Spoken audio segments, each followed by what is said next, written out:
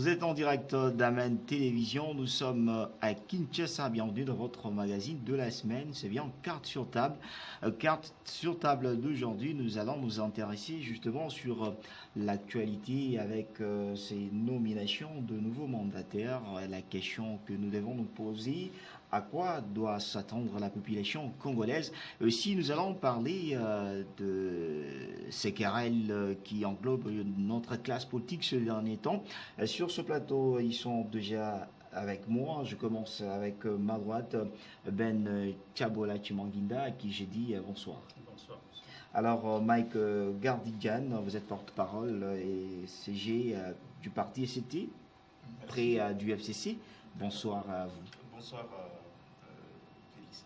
Alors, Mathieu Takizala, économiste et entrepreneur congolais, bonsoir à vous et bienvenue dans notre émission. Le plaisir est partagé. Georges Kalonji, vous êtes analyste politique. Merci d'accepter notre invitation. Merci beaucoup, monsieur. Alors, nous allons commencer avec Mathieu Takizala. Dernièrement, nous avons tous suivi sur la chaîne nationale des nominations de nouveaux mandataires. Qu'est-ce que vous pensez de toutes ces nominés? On devait être, nous sommes presque, je crois, jour J-17, on est le 13. Donc, ça sera 6 décennies qui va achever la République démocratique du Congo, 60 ans. 60 ans d'indépendance. Un pays où, quand tout ce que nous consommons dans l'assiette, 80% vient d'ailleurs.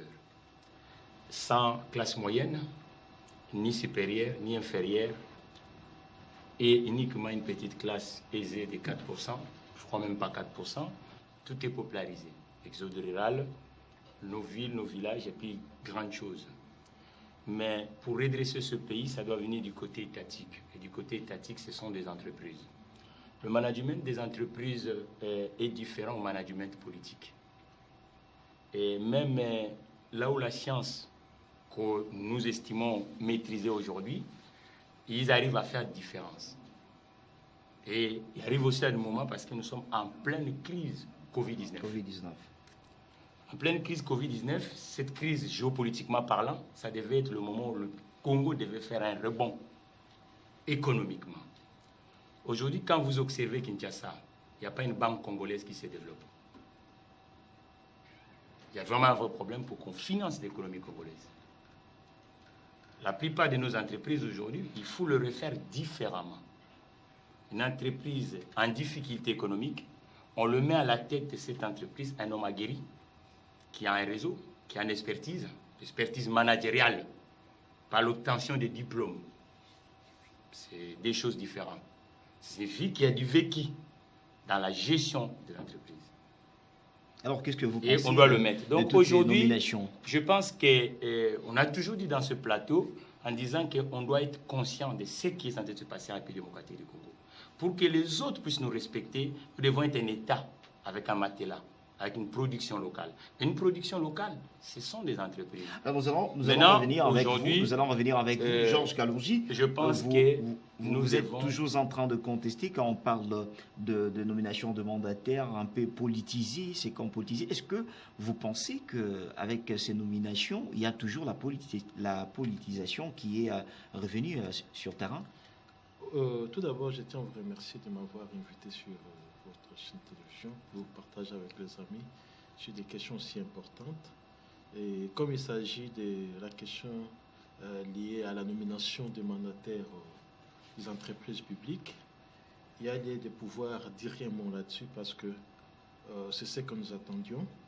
Vous savez, à plusieurs reprises, nous avions débattu sur cette question et nous avons dit que les entreprises congolaises n'existent presque pas et qu'il fallait les relancer. Et pour les relancer, il fallait quand même tenir compte d'un certain nombre de critères sur ces animateurs.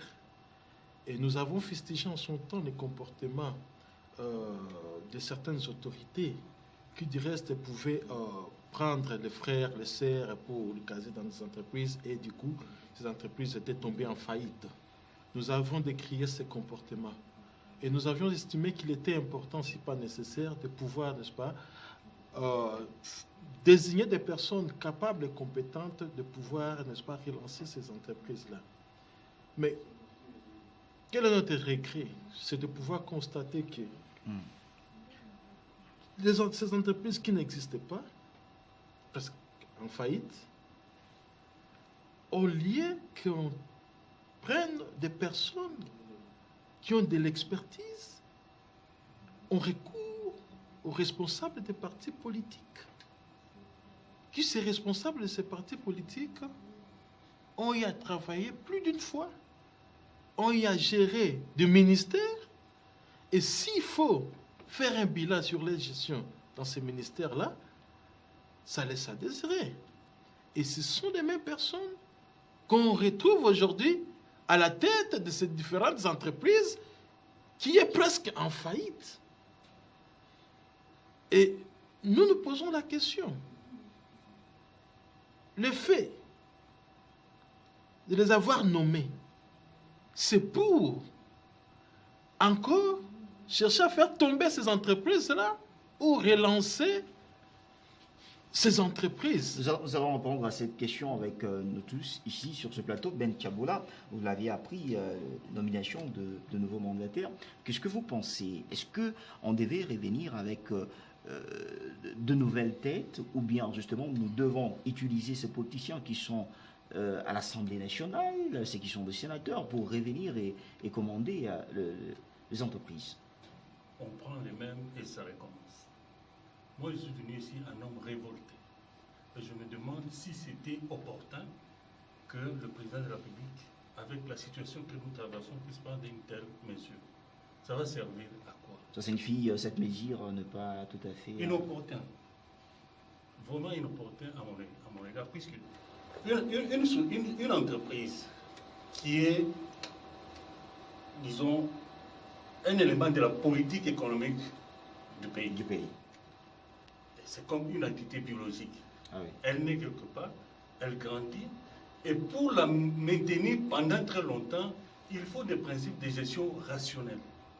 D'une part, et le choix judicieux de ses animateurs. Avant toute chose, avant de prendre une telle décision, il faut voir d'abord l'état même de ces entreprises. Si vous avez des entreprises dont les ressources sont moindres par rapport aux avoirs, donc il y a déjà un déséquilibre, une crise. Et ces entreprises sont en crise. Alors, pour prendre des mesures de gestion et le choix de leur animateur, il faut vraiment attendre le moment propice. Parce que le problème, ce n'est pas au niveau même de la gestion. C'est même les entreprises, même elles-mêmes, n'existent pas. On a fait des réformes pour changer des noms des entreprises. Ah oui. ONATRA, SNCT, mais au fond, le problème reste le même. Oui. Allons-y, nous allons vous prendre après. Mike Diane, Ben Tiaboula dit le problème, ce n'est pas le changement de ce personne à la tête des entreprises, mais le problème, ce sont des entreprises qui sont restées vides. Bon, je crois qu'autour de ces tableaux, on aura tous le même souci, c'est de voir des techniciens à la tête de ces entreprises, parce que c'est l'élément essentiel pour le développement de l'entreprise. Mais maintenant, au-delà de problèmes très pertinents soulevés par mes co-débatteurs, la grande question, c'est la question de comment considérons-nous les entreprises publiques. Aujourd'hui, ce sont des outils, pour ne pas dire de lise économique, qui renfluent et qui servent au fonctionnement de l'État, dans le sens d'entité qui renflue les caisses pour le fonctionnement et les autres besoins du gouvernement. Ce qui veut dire que sur le plan managérial, il y a une conception assez limitante. Le problème que nous soulevons ici, et puisque nous sommes dans ces contextes-là, nous savons que généralement on met des personnes de confiance. Parce que ça ne servirait à rien en tant que dirigeant de mettre quelqu'un qui... Alors, une question, c'est ce personne de confiance pour servir la population ou le parti politique qui l'engage au sein de l'entreprise? Généralement, et malheureusement, je me permets de le dire, c'est des gens, puisqu'ils reviennent et répondent à un besoin encore, à une politique des états-majors politiques, c'est des gens qui répondent plus aux partis politiques qu'à l'État ou à la population congolaise. C'est là où je veux venir. Au lieu de nous subiter sur cette question, posons-nous la question sur le forme des entreprises de l'État. Je crois que c'est là où on engagera un bon débat sur la question de la privatisation. Parce qu'on veut envier la France. La France a pris même la SNCC. Aujourd'hui, ce sont des entreprises privatisées où il y a des parts. Ce qui ferait que l'État n'aura pas autant d'emprise parce que dans son devoir philanthropique, dans ses devoirs régaliens, de pouvoir à tout moment assouvir aux besoins de la population, généralement ces entreprises servent de caisse où on répond Or, si on amène une dimension entrepreneuriale, managériale, c'est-à-dire les entreprises fonctionnent à part entièrement comme des entités indépendantes, et l'État aura encore à gagner beaucoup plus que dans la forme actuelle. Donc je crois que s'il faut parler maintenant, le grand débat en tant que les intellectuels, il faudra engager la question sur la forme des entreprises de l'État, ce qui fait qu'on quittera ce mode d'accession qui est politique parce qu'on veut des gens de confiance et on veut récompenser les gens qui ont milité avec nous à des entreprises qui vont servir justement pour l'éclosion économique. Alors, Takizala, est-ce que vous avez justement l'espoir de revoir, parce qu'on parle ici de la réforme de certaines entreprises, est-ce que vous pensez en vous l'espoir là de revoir les choses encore marcher plus? Non, vous savez, le problème c'est quoi? On ne peut pas se voiler la face, changer la forme, ou faire ainsi de suite. Non, on doit savoir d'abord qu'est-ce qu'on veut faire. Quel est le positionnement économique de la République démocratique du Congo? C'est-à-dire, vous voulez parler du fond du problème, si je voulais. Mais oui, ça fait 60 ans. 60 ans. 17 jours après, 60 ans. Première erreur, on l'a fait avec la zarénisation. Depuis la zarénisation jusqu'à aujourd'hui. Le management n'est pas un management de conquête. Nous sommes dans un pays où l'épargne n'existe pas. Ça signifie que le ménage congolais est faible de plus en plus. Ça signifie que le patrimoine commun, qu'on appelle les entreprises, doit nous servir comme épargne pour aider même le secteur privé congolais à se développer. Aujourd'hui, on a de plus en plus de difficultés d'avoir des entrepreneurs congolais qui doivent se développer. On vient de sortir avec le procès là. Vous voyez, des millions qui s'échappent. Pourquoi? Vous avez vu un entrepreneur congolais là-bas? Non. Parce qu'on joue avec le butin commun qu'on appelle les entreprises publiques. La gestion ne se fait pas par ce qu'on appelle récréation continuelle. C'est une récréation qui continue à la République démocratique du Congo. Nulle part dans la loi fondamentale, j'ai toujours dit dans ce plateau, qu'on a marqué, parce que je suis au pouvoir, j'arrive, personne de confiance. Tout Congolais est un homme de confiance. La méritocratie doit revenir dans la République démocratique du Congo. Nous sommes des citoyens congolais. Nous tous là. On ne peut pas devenir de confiance parce qu'on est amis militants politiques. Ça, c'est quoi ça? Ça doit évoluer. Lorsqu'un État a des problèmes sérieux de l'économie, on cherche les gens qui peuvent vous aider à faire décoller la nation. Et surtout, vous allez observer que dans toutes les économies du monde, il y a des entreprises qu'on appelle le 440 d'un pays. Et chez nous, c'est les entreprises de portefeuille. Donc, c'est ces entreprises-là qui sont le socle de l'économie d'un peuple. Mais malheureusement, chez nous, ce n'est pas le cas. Vous voyez que tout, maintenant la phonie, nous sommes absents. Pourquoi? Parce que l'opérateur historique est devenu uniquement observateur au lieu d'être acteur. Or, nous avons des Congolais qui ne sont pas dans les obédiences politiciennes, qui sont managers, avec expertise internationale. Pourquoi on doit se priver de ces gens-là, de dire que non, il n'y a pas de confiance? Air France, regarde le modèle économique aujourd'hui, dans l'industrie de l'aéronautique. On voit qu'il y a ce qu'on appelle l'aviation low cost. Les Anglais ont réussi là-dedans. Mais Air France, pour bien suivre la mayonnaise, qu'est-ce qu'il fait? Il va aller chercher un Canadien. Renault, à l'époque, était en difficulté. Ils sont allés chercher M. Ghosn. Et Ghosn, qui arrive à la tête de Renault, qu'est-ce qu'il fait? Il loue des alliances stratégiques. Nos entreprises sont en difficulté. On ne va pas rajouter encore les difficultés. Donc, il faut chercher des Congolais qui ont l'expertise et avec un réseau qui vont faire décoller ces entreprises parce qu'on n'a pas des expertises, c'est-à-dire, nous parlons aujourd'hui, on parle du casting, le casting qui est fait dans ces nominations, comme avec Bianchi. Aujourd'hui, nous tous, nous sommes en train de ne plus être d'accord avec prendre ces entreprises et les politiser avec de politiciens pour répondre vraiment aux besoins de leur plateforme ou parti politique. Est-ce que le casting était voulu tout simplement qu'on revoie ce vieux, pas de gêne dans des nominations? Oui, en fait, c'est ça le problème. Vous savez, actuellement, il y a la gestion du pays est faite avec des camps. Il y a la majorité, en fait, il y a l'FCC et les caches. Et les caches. il y a eu des accords qui ont été signés en termes de gestion au niveau des entreprises, au niveau du ministère, ainsi de suite. À ce qui concerne les entreprises, je pense qu'il ne fallait pas signer des accords en ce sens-là pour que les animateurs de ces entreprises-là proviennent des partis politiques. Comme venaient de dire certains de mes co-débatteurs ici, souvent ces animateurs répondent aux exigences de leur parti politique et non aux exigences de l'entreprise. Parce qu'une entreprise a ses normes. Une entreprise veut se voir avancer, développer, évoluer. Et ce qui fait que même les choix de ces animateurs doivent être un choix judicieux. On doit choisir des personnes compétentes. À ce conseil de casting, on ne pouvait pas, n'est-ce pas, par rapport à ceux qui sont revenus, les choisir, d'autant plus qu'il y a de l'expertise même au sein de ces partis politiques-là qui peuvent apporter un plus par rapport à ceux qui sont revenus. Je l'ai dit aussi prendre le fils maison tout à fait, je suis d'accord. Je suis d'accord. Il fallait aussi aller fouiller dans ces entreprises-là, prendre des personnes expérimentées, de pouvoir leur donner la gestion. Mais nous sommes, moi personnellement, comme a dit les autres, je suis vraiment déçu. Je dois le dire à ce mot. C'est-à-dire, pour vous, c'est le CAJ et les FCC qui arrivent aujourd'hui à mettre... Ils se partagent les gâteaux sans tenir compte... Donc, ils se partagent les gâteaux sans tenir compte des intérêts de la population. Ces gens qui reviennent, qu'est-ce qu'ils vont encore apporter de plus? Ces mêmes figures, c'est comme si ce sont des personnes qui sont nées avec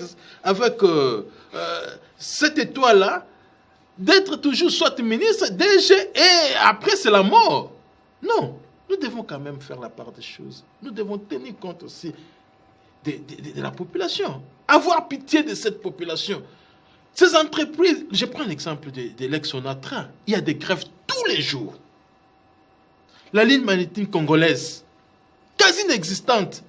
Et toutes ces personnes qui sont venues là, vous pensez qu'ils vont encore apporter un plus pour la relance économique? C'est la question que je vais poser à Ben Tchaboula. Est-ce que vous pensez, avec la venue de toutes ces personnes que nous sommes en train de parler ici, que Georges Kalogi qualifie de moins venir peut-être remplir la mission de leur parti politique? Est-ce que le casting que vous voyez aujourd'hui, nous allons au moins revivre l'espoir avec des entreprises que nous avons eu à connaître dans les temps passés? Je dis automatiquement non. Parce que le vrai problème, ce n'est pas la nomination. En fait. Et le vrai problème, nous ne pouvons pas continuer à rémunérer les politiques avec nos économies à nous. Le problème, c'est de connaître d'abord l'état de ces entreprises. On fait un état des lieux de ces entreprises. On décèle des vrais problèmes. Est-ce un problème de gestion? Est-ce un problème structurel?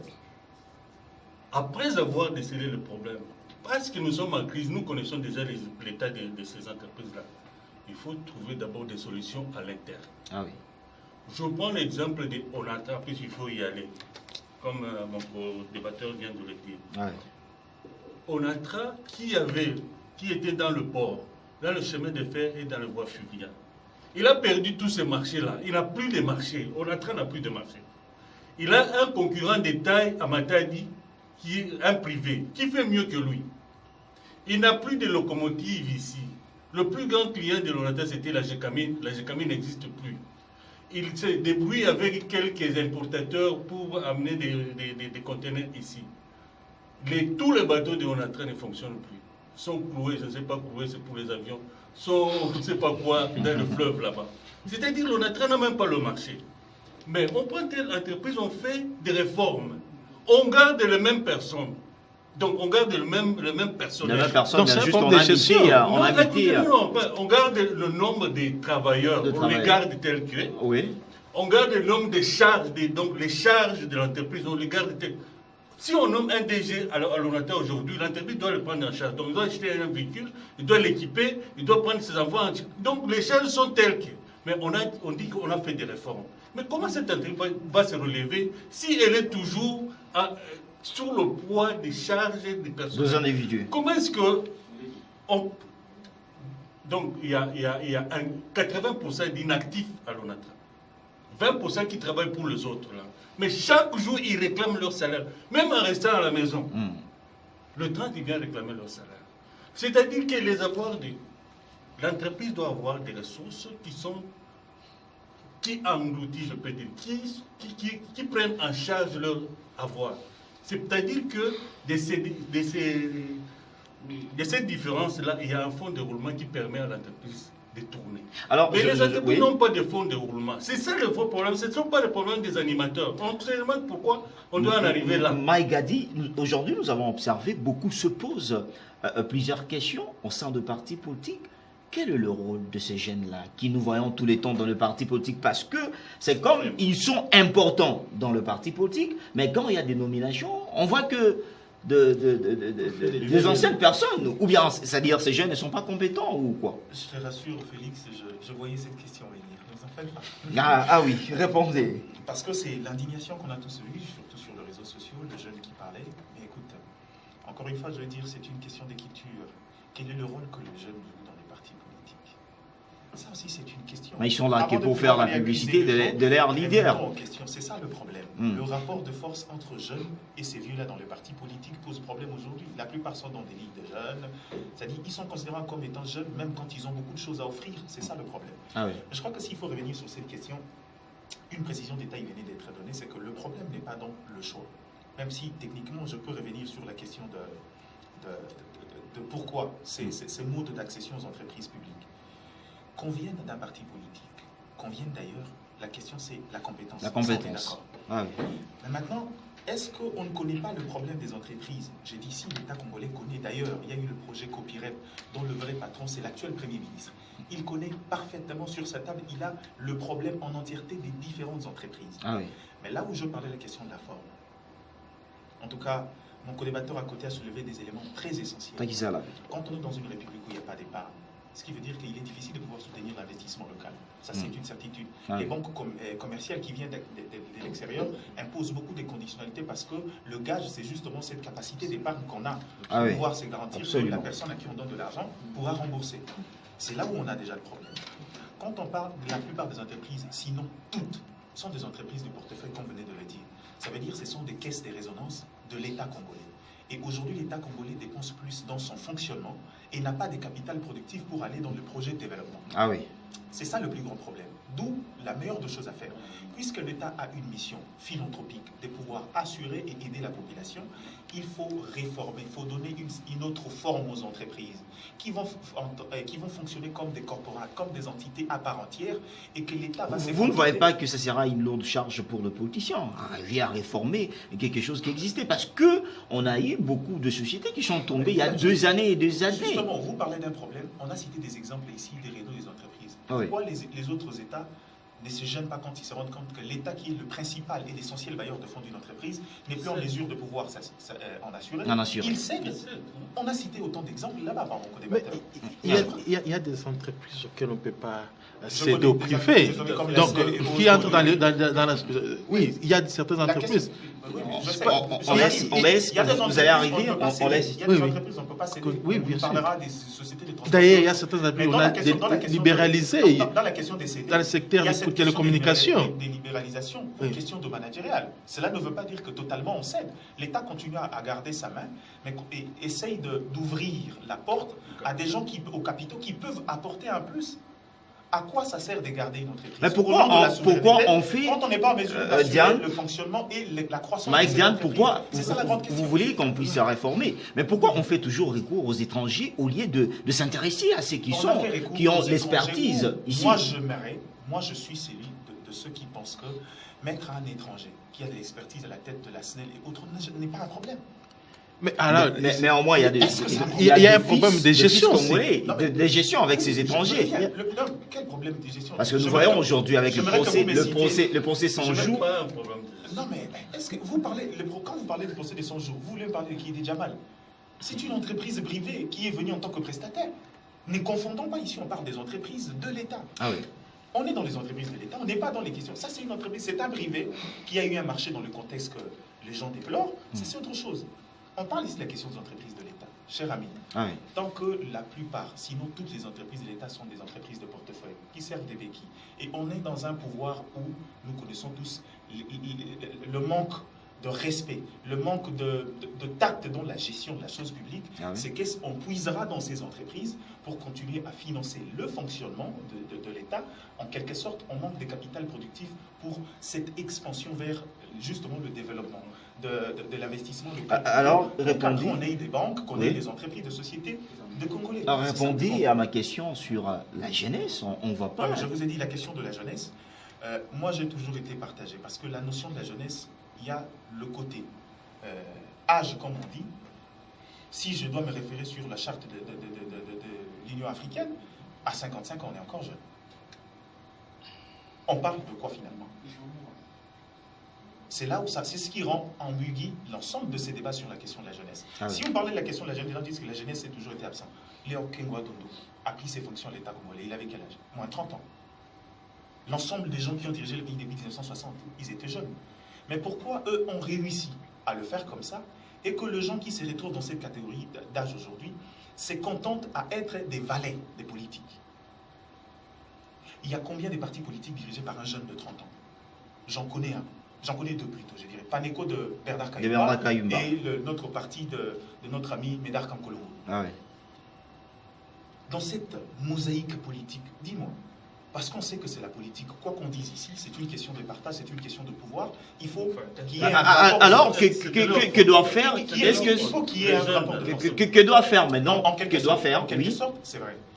On doit reconnaître la mainmise de cette catégorie de vieux qui ont continué, qui ont travaillé pour maintenir cette jeunesse-là dans cet état. Qui sont même fatigués, on les revoit toujours à revenir. Maintenant, il faut prendre les choses en main. Il faudra créer ces rapports de force qui existent aujourd'hui avec cette génération ancienne. Ce qu'il faut le dire vrai, c'est des gens qui doivent partir et prendre le relais. Il ne faudra pas se contenter de cette situation aujourd'hui. Alors, il y a d'autres entreprises qui, jusqu'à aujourd'hui, on attend encore de nominations.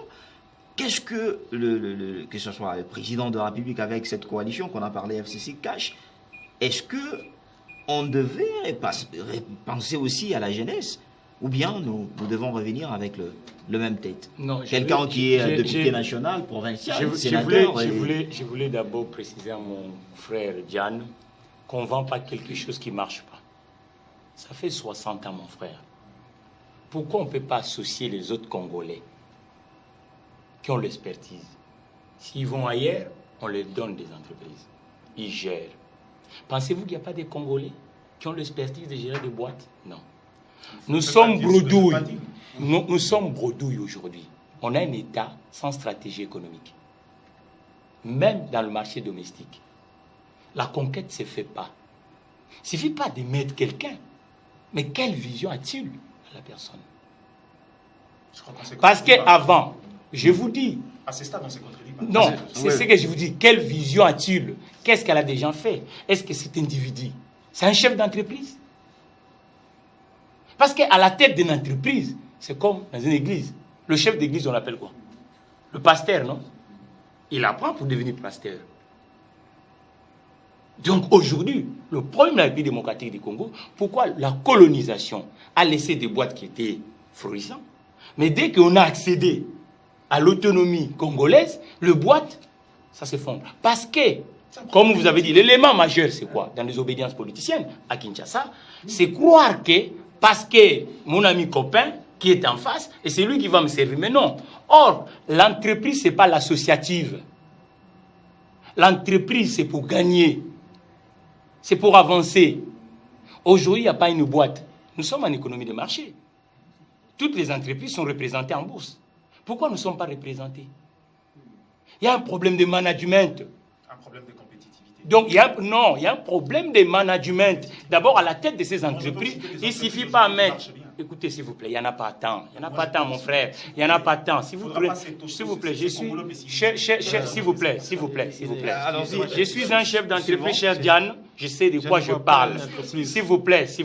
On doit reconnaître que nous sommes en difficulté. Et c'est cela qui va nous permettre de développer. Si nous partons dans cette territoire que vous disiez là, on ne va pas avancer. Parce qu'aujourd'hui, l'AFEC lui-même, j'ai des documents de l'AFEC. Le nombre des entreprises qu'on avait en 1970, aujourd'hui, et pourtant la population monte. Le taux de chômage est de 70% de la population active, mon frère. Est-ce que vous avez des boîtes? Écoutez, s'il vous plaît. Répondre. Les entreprises, je vous dis, c'est pour ça que je vous dis. S'il vous plaît, je vous contredis parce que quand vous nous dites quel rôle a-t-il la jeunesse, qu'est-ce qu'ils font? Non. Non, la jeunesse, c'est pas la jeunesse qui fait ça. Moi, je suis jeune. Mais, non, c'est ce que nous disons. Le problème aujourd'hui, écoutez, vous avez dit tout à l'heure, on privatise, vous allez privatiser quoi? On privatise, les gens vont venir. Non. Aujourd'hui, la première chose, ça devait être de mettre des bonnes personnes à la tête de ces entreprises qui veulent essayer pour redresser. Et après, on cherche quelle orientation on va faire avec ces entreprises. Nous allons venir avec vous, Georges Kalogi. Doit-on espérer vraiment dans ces nominations de mandataires, voir de choses changer? En fait, je voulais juste peut-être réagir par rapport à mon frère Mike Diane. Et Diana. Diana, oui. Qui a semblé dire que ce n'est pas vraiment un problème de gestion.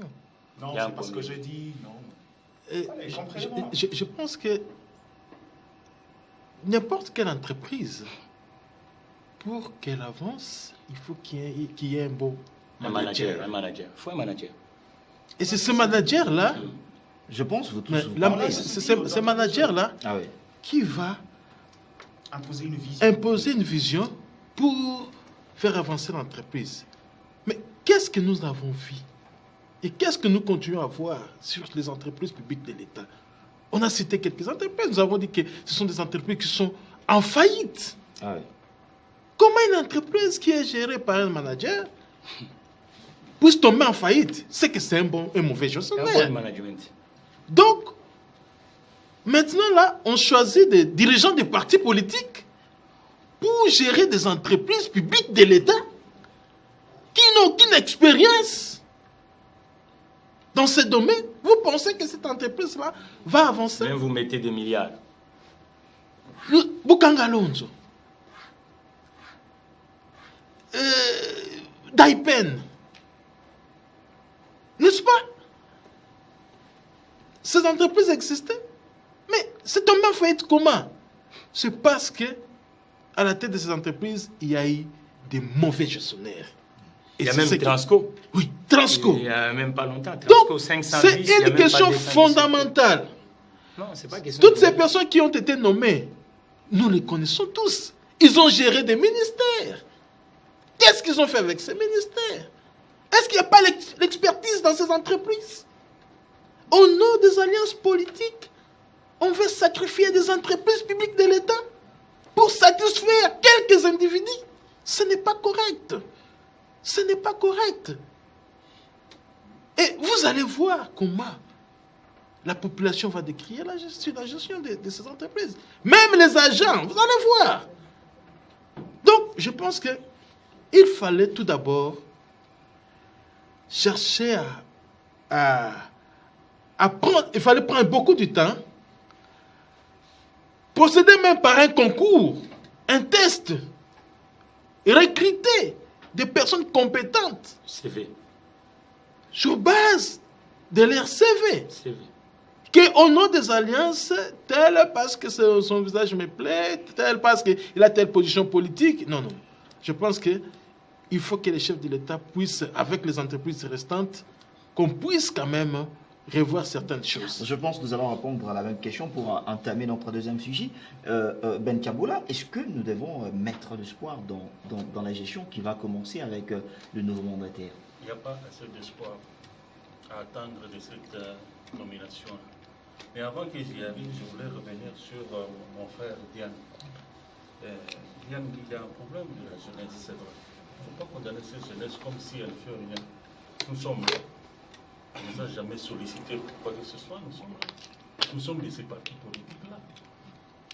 Si vous prenez un monsieur qui a été ministre plusieurs fois, ministre dans ce pays, qui à 70 ans se promène avec son CV pour avoir le travail.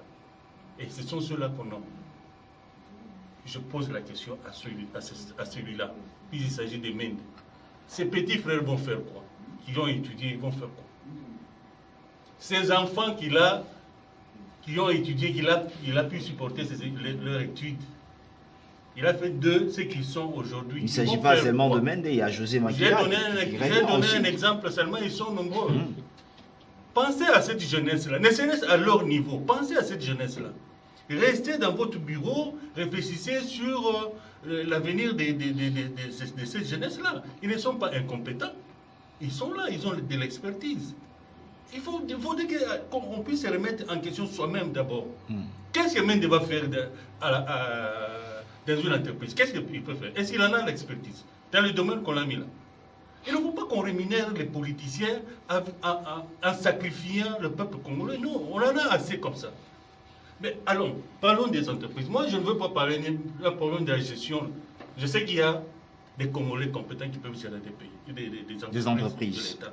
Mais moi, je suis au niveau structurel. Est-ce que ces entreprises elles-mêmes existent?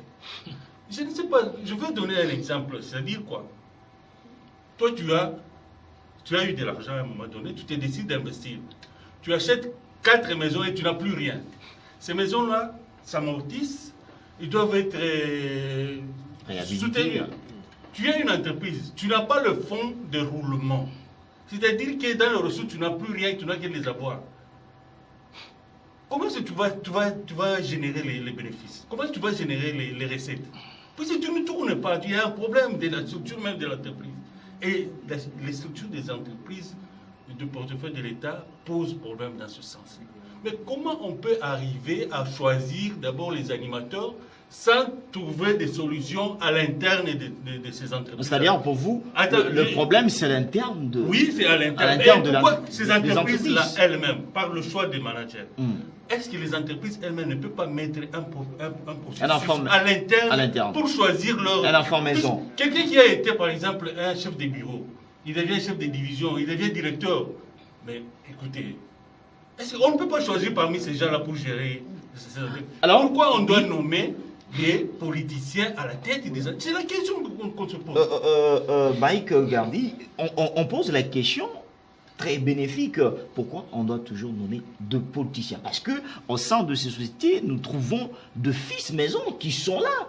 Des années, ils ont l'expertise concernant la gestion, peut-être tout en sachant aussi certaines de choses qui se passent au sein de l'entreprise. Mais prendre un politicien, peut-être qui n'a pas le fond du problème ou qui ne maîtrise même pas cette entreprise. Je crois que Félix, cette question, on a déjà répondu à cette question sur le problème. Regardez, je vais essayer d'être un peu plus simple, parce qu'on a tendance à croire que j'ai la nature de choses. On est tous d'accord sur, on l'a dit d'entrée de jeu, que le travail dans l'administration publique sont le travail des carrières. Il faut favoriser le compétence et favoriser la croissance des carrières des gens. Mais voilà le problème. Nous avons des entreprises qui sont des entreprises de portefeuille. Ça veut dire quoi? Ce sont des entreprises qui ne servent qu'aux besoins du pouvoir exécutif. La plupart, vous avez parlé, je ne suis pas d'accord quand on dit que non, il n'y a personne qui a à la tête, si une entreprise fait faillite, une entreprise de l'État fait faillite, forcément il y a un mauvais gestionnaire. Je ne suis pas d'accord, vous savez pourquoi? Il y a des entreprises où il y a quelqu'un de compétent. Mais nous connaissons tous la forte sollicitation du gouvernement quand il est buté à un problème. Quand on a une économie comme la nôtre vacillante, à chaque fois on a besoin de choses, il y a des fortes sollicitations dans les entreprises publiques. Les derniers procès de 100 jours nous prouvent. Quand on veut financer un projet de développement comme ça, au lieu d'user les méthodes des partenariats publics-privés qui peuvent nous servir, on va puiser dans des caisses comme, je ne sais pas moi, FPI qui est destiné à autre chose. On va puiser dans des entreprises qui n'ont rien à voir avec le secteur pour lequel on veut agir. Ça, c'est aussi un autre problème. C'est pour vous dire qu'il y a des gens, on peut dire au-delà de leur coloration politique, il y a des gens compétents qui sont allés là-bas, mais butés au problème justement de ce que Ben vient de dire, le problème de la forme même et de la structure, le problème structurel de l'entreprise. Est-ce que ça c'est une réalité ou non? Est-ce que quelqu'un peut me contredire sur ça? Il y a la forte sollicitation du pouvoir exécutif dans les entreprises de portefeuille. Ce qui fait qu'on peut avoir une idée, on peut avoir une vision, mais puisqu'on doit répondre à ces pouvoirs exécutifs, qui dans le besoin, impose certaines des choses de fond, Ah oui. c'est aussi un problème. C'est là où je dis, parce que l'État, dans son devoir de philanthropie, dans son devoir régalien d'assurer le fonctionnement, aujourd'hui, cet État, avec son économie assez faible, souvent recourt à des entreprises, et c'est ça le plus grand problème. L'État n'a pas de capital productif, et aujourd'hui, la majeure partie de notre budget sert rien qu'au fonctionnement des institutions. Ça, c'est pas normal. Alors, Et les entreprises ne servent oui. que de valet de caisse pour Oui. l'État congolais. Et c'est ça le problème. C'est pourquoi on dit, quand on est économiste, la meilleure des choses à faire, c'est voir. Puisque cette entreprise qui a pris une connotation familiale n'arrive pas à décoller parce qu'on va souvent puiser pour régler nos problèmes en interne, Oui. comment faire pour que cette entreprise fonctionne de manière assez isolée pour que la question de part, la question de ce qui revient à l'État fonctionne de manière aussi claire. Ça, c'est clair. Nous allons prendre notre deuxième sujet, c'est bien ce querelle qui se passe au sein de l'Assemblée nationale entre la justice et l'Assemblée nationale. Tekizala, hier vous avez entendu comme nous tous sur qu'on avait interdit l'accès aux députés nationaux d'accéder au palais du peuple. Comment vous jugez compte tenu d'une décision que le Conseil d'État ne voulait pas, qu'il devait attendre justement jusqu'à la décision finale de la Cour constitutionnelle? Bon, d'abord, je vais revenir par ce qui concerne vraiment la population congolaise aujourd'hui, c'est les entreprises. Et puis, je vous donne juste une minute. Je vous donne juste une minute. Sur l'Assemblée nationale. Vous savez, en ce moment, je suis à Kinshasa. Avec la crise, je suis en train d'achever le plan de relance de la République démocratique du Congo. Parce que ça fait 60 ans que ça dure. On a cru que c'est uniquement dans la logique étatique, même la Chine économique communiste n'est plus étatique. Il fonctionne avec le bord privé. Mais le bord privé congolais est absent. Ça signifie qu'il faut des alliances stratégiques. Et qui dit ouverture des alliances, ça ne veut pas dire qu'il faut faire uniquement avec les autres États. D'abord, à l'interne, on doit avoir de stratégies locales entre nous les Congolais pour avoir un système économique fort. Parce que même ceux qui viendront, ils vont venir à travers de boîtes congolaises qui sont prospères et c'est ça qui va permettre que le vrai investissement arrive en République démocratique du Congo. Tant que les boîtes congolaises ne seront pas prospères, alors, on peut faire tout, rien ne passera. C'est pour ça que je dis toujours et je martèle qu'une entreprise sans management payante, rien. Alors, non, c'est le manager répondez à ma qui nous deuxième retrace question. comment il faut faire des choses. Ce qui se passe en Assemblée nationale, c'est vraiment regrettable. Les élus, comme le job en République démocratique du Congo n'existe plus, le seul job qui est resté pour les Congolais, c'est être le représentant du peuple. C'est une mission, mais malheureusement, nous avons plus des entreprises. Ça devient un métier des gens. Mais dans des nations normaux, être un élu, ce n'est pas un métier. C'est une mission. En général, on gagne la vie. Je suis entrepreneur, vous êtes enseignant, vous êtes ainsi de suite. Mais c'est pendant 50 ans, en République démocratique du Congo, on gagne plus dans ces domaines-là. On gagne dans la politique. La politique, ce n'est pas pour l'argent. C'est pour rendre service. En ce moment, nous sommes avec une crise majeure. Nos familles souffrent. Avec la Covid-19. Avec Covid-19. La petite économie, je suis chef d'entreprise du bord privé, nous souffrons. On vient de perdre presque quasi le chiffre d'affaires. Mais les frais fixes sont toujours là. Il n'y a même pas de coup de pouce du niveau étatique. Pour les États normaux, vous voyez qu'il y a des plans qui tout s'instituent pour booster l'économie. Mais bizarrement, chez nous, il n'y a que la politique. On ne traite que des sujets politiques. Il y a la FPI qui finance les entreprises dans le cadre de Covid. Et j'ai écrit à la FPI. J'ai écrit. Et je vous l'amènerai prochainement le courrier. Alors, allons-y. On sait comment ça fonctionne là-bas. Et c'est pour ça que moi j'ai toujours dit qu'il faut. Et c'est pour ça que je dis comment. Non, c'est pas la foi. Je suis un entrepreneur, je suis pragmatique. La foi, c'est dans le religieux. Un entrepreneur, c'est dans le scientifique de la chose, mon frère. C'est pas comme ça. Alors, allons-y. Donc, je vous dis le problème, c'est quoi? J'ai toujours dit, dans mon plan de relance, même, j'ai dit. Portefeuille, on doit quitter cette logique. Caisse de dépôt et de conciliation. Là, on sera compétitif. FPI, on doit quitter cette logique. Banque publique d'investissement. Avec des banques congolaises concurrentes. Avec des banques casting étrangères qui sont ici. Moi, je suis dans l'automobile. Vous allez voir que la banque qui paie mes financiers, il a une société du même groupe. Et c'est ce qui fait tasse que nous n'avons pas. Alors, allons-y le dossier de l'Assemblée nationale. L'Assemblée nationale. J'ai dit à mes frères, ce sont quand même des gens. Vous trouvez ça normal, les élus? Les élus. On les appelle élus, non? À bras de fer avec les autres corps. la justice et le policier qui est aujourd'hui comme le papier mouchoir, ou les uns et les autres, personne ne le respecte. Et pourtant, ils font un métier honorable pour la pays démocratique du Congo. On ne peut pas être élu s'il n'y a pas le policier, s'il n'y a pas la sécurité. Pourquoi c'est des mondes qu'on fait ici, là? Où on croit parce qu'on vous appelle élu, vous êtes supérieur de tout le monde. Non. Dans les autres, si on est élu, n'a même pas un garde du corps. Le garde du corps, c'est la population.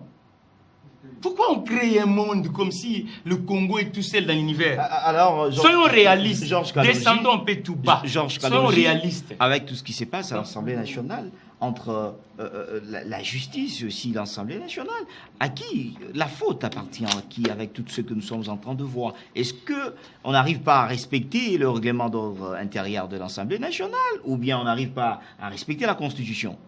Est-ce qu'il faut parler de la faute ou bien il faut voir comment les choses évoluent? Qu'est-ce qui s'est passé pour arriver à indexer telle ou telle institution qui a commis une faute? Je ne pense pas. En fait, le problème, c'est que chaque institution est indépendante au regard des textes qui les régissent. Mais, du moins, ce qui s'est passé, ce que nous avions vécu hier, ça laisse à désirer. Parce que... tout d'abord, le comportement du ministère de l'Intérieur, oui, qui a envoyé des policiers empêcher les élus du peuple de pouvoir accéder dans l'hémicycle. En fait, c'est le procureur qui a réquisitionné la force de la police. Ce n'est pas le ministère de l'Intérieur. Oui, en fait, les policiers dépendent du ministère de l'Intérieur. Il a sollicité le ministère de l'Intérieur et le ministère a donné les policiers. Je voulais arriver sur la question de la réquisition. Donc, ça laisse à désirer. Ah oui. Donc, ce sont des élus du peuple. Il y a l'inviolabilité du palais du peuple. Donc, on ne pouvait pas assister à cette scène parce que nous sommes suivis à travers le monde. D'une part. D'autre part, la justice, partant des prérogatives qui lui sont reconnues, a l'obligation de traiter des dossiers qui lui sont soumis. Entre autres, les dossiers de M. Kabound. Donc, il faut que les institutions collaborent. Il faut que les institutions collaborent. Il y a une décision judiciaire où le procureur, le Conseil d'État, a demandé qu'on puisse surseoir l'élection du premier vice-président, enfin, de pouvoir statuer ou attendre à ce qu'on puisse statuer au fond. Bon. Le Parlement a refusé, il a voulu faire un forcing. Ce n'est pas de ses droits de refuser? Et non. On ne peut pas, c'est une décision judiciaire. On ne peut pas aller à l'encontre des lois du pays. On ne peut pas aller à l'encontre d'une décision judiciaire. Ça, c'est aussi un péché. Il fallait peut-être que le chef de l'État puisse essayer de calmer les choses pour que les élus aussi comprennent. Oui, donc, nous allons revenir avec vous pour le mot de la femme, Ben Kaboula. Est-ce que notre population a vraiment besoin de tout ce qui se passe aujourd'hui? C'est vraiment une honte. Il faut qu'on se le dise. Mais avant d'en arriver là, je voulais revenir sur la jeunesse. Vous avez posé la question ici de savoir tous ces jeunes qui traînent dans les partis politiques, pourquoi on ne peut pas les capitaliser, je peux dire. Ah oui. Vous voyez comment notre classe politique agit avec tout ce qui se passe à la télé, avec le dossier de 100 jours. Moi, je suis pragmatique, un homme de terrain. Moi, à la place du directeur de cabinet, moi, j'aurais conseillé, je dis, nous avons 57 millions disponibles. Ramassons tous les jeunes qui sont dans les partis politiques, chacun dans sa compétence. On va le mettre au travail. Peu importe le salaire, au lieu qu'il reste là-bas en train de tourner les pouces. Derrière on va mettre 57 millions, ils vont construire. Il y a des ingénieurs, il y a des architectes, il y a des gens qui ont étudié, il y a des économistes. Donc on ne les a pas utilisés. On préfère prendre un expatrié, libanais soit-il, pour lui donner 57 millions de contribuables congolais pour qu'il aille acheter des maisons préfabriquées. qu'on peut fabriquer ici. J'ai posé ça pour vous dire Un pays où il y a un chômage la de masse. situation qui se passe dans les entreprises, c'est ce que nous constatons aussi dans les institutions de l'État. Parlons du peuple avec le député. Oui. Le dossier, on termine, nous sommes presque à la fin. C'est ce que je dis. Oui. Ce qui se passe dans les entreprises, ce qui se passe dans les institutions de l'État, c'est honteux, ce n'est pas digne de notre pays. On ne peut pas exposer on ne peut pas exposer la bassesse de l'homme politique congolais à ce niveau-là. Moi, je ne veux même pas entrer là-dedans. Oh, le Parlement a fait ceci, non, l'appareil judiciaire a fait... Non, c'est honteux, on ne peut pas en arriver là. C'est honteux, Mike Gardy, votre dernier mot, parce que nous sommes presque à la fin de l'émission. Votre dernier mot sur ce dossier du Palais du Peuple et la justice. Sur la question du Palais de la justice, du Palais du Peuple, la vérité c'est que au-delà de la question de la séparation du pouvoir, les gens ignorent forcément le principe de collaboration entre institutions. Parce que autant on jouit d'une certaine indépendance chaque entité du pouvoir, autant le besoin de l'État nous exige de pouvoir collaborer. Et dans la mesure où l'Assemblée nationale, pas plus tard que il y a le mois passé sur la question de Jean-Jacques Mamba, a demandé à la justice de pouvoir surseoir sur le poursuite d'un député et que cette dernière a obtempéré, je trouvais que ce n'était pas nécessaire d'aller dans ces bras de fer-là. Ah oui. Il est vrai que il a fallu l'arbitrage du chef de l'État, mais bon, ce qui s'est déroulé, c'est déjà passé. Moi, je dirais plutôt, s'il faut voir le verre à moitié plein, ça fait partie de la beauté de la démocratie. Oui. Parce que après tout ce qui se passe aujourd'hui, dans la question de l'éducation publique, chaque citoyen, après avoir vécu cette scène, s'interrogera sur le rôle, sur les relations qui relient les deux institutions. C'est le travail d'ailleurs de chaque intellectuel. Ah oui. Aujourd'hui, on se demandera quelle est. Et on a compris qu'il n'y a pas de relation organique entre le Conseil d'État et le Parlement, mais du fait que le Conseil d'État est une branche de la justice, il était de bon droit au Parlement de pouvoir obtempérer à ces décisions. Pour que finalement, nous ayons une finalité assez logique. Merci à vous, Mike Gardy. Diana, d'accepter notre invitation. C'est une première et c'est un plaisir en tout cas de retrouver ces débats. Ben Kabola, merci aussi à vous d'accepter notre invitation. Monsieur Georges Kalonji, merci d'accepter notre invitation. Mathieu Takizala, vous êtes économiste aussi, en même temps entrepreneur. C'est par ici que nous mettons un point final à notre magazine Carte sur table. Retrouver, parce que l'actualité nous oblige toujours. Qu'est-ce que la population doit retenir? 2023 s'approche. Est-ce que nous devons faire encore intérêt à ceux qui viennent avec de petites choses pour nous arracher peut-être notre avenir? Avec deux entreprises, il y a ceux qui restent pour la nomination. Nous demandons que le FCC les cache parce qu'ils sont en coalition et qu'ils puissent nous produire de vrais hommes et surtout des enfants maison. Je pense que ça fera tellement plaisir à notre population, surtout regarder l'intérêt de notre population. C'est aussi ça, tout ce qu'un Congolais a demandé à son gouvernement et aussi à son président de la République.